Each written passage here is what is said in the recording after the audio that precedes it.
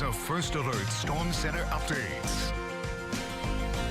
Welcome back to Live at 5, and we're starting off with the drought monitor. Still no drought across the state, and I did take a look at previous drought monitors. The one I looked at was September. Over 50% of the state was under exceptional drought, so still a big improvement. And as long as we have that rainfall here rolling in, that drought monitor will stay at bay here coming up. And we do have another chance for rainfall coming up this weekend. We'll get into that in just a moment, but we do have a cold front over Texas and Oklahoma that would eventually move into our area this weekend. It does move rather slow into our area, but rainfall will increase along that cold front into the weekend, and then after that passes through late Saturday.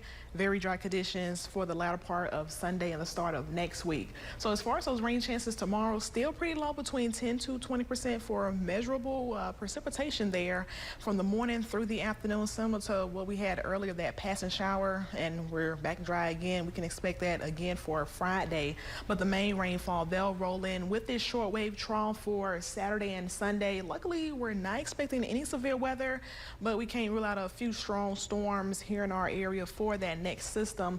And then after that, with that cold front attached, cooler and drier air does filter in for the end of the weekend and the start of next week. So let's take a look at those rain chances coming up. Still pretty low for tonight and tomorrow, and then that main rainfall rolls in Saturday night into Sunday, and then after that, very dry for Monday before those rain chances increase again starting on Tuesday.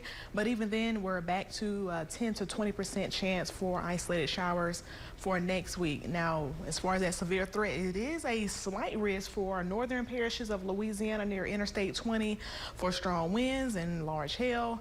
But here, not expecting any severe weather the next several days, even on Saturday. But as I mentioned earlier, we may have a few strong storms coming up with that next system along that cold front for Cenla.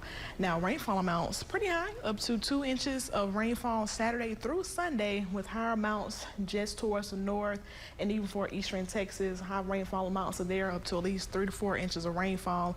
But it does decrease farther south you move. Now, for the next couple of hours, a few light showers possible, but we're projecting a pretty dry night into Friday. But once again, we can't rule out any straight showers for the morning time through the afternoon.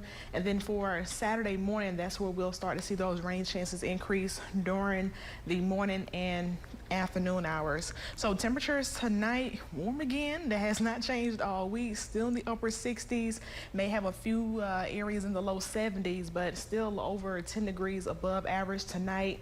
And then temperatures tomorrow, similar to what we had the last couple of days, topping out in the 80s. May get up to at least 87 here. I see for this afternoon we got up to 84, so still pretty warm in the 80s as we continue. But we'll still drop in temperatures, especially on Sunday with that cold front coming through, and then that rainfall mainly pushes in Saturday night into Sunday. High of 65 by Sunday. It's been quite a long time since we had highs in the 60s, but that'll be short-lived because on Earth Day we'll be back in the 70s and then 80s by Tuesday, and calling that chilliest day 46.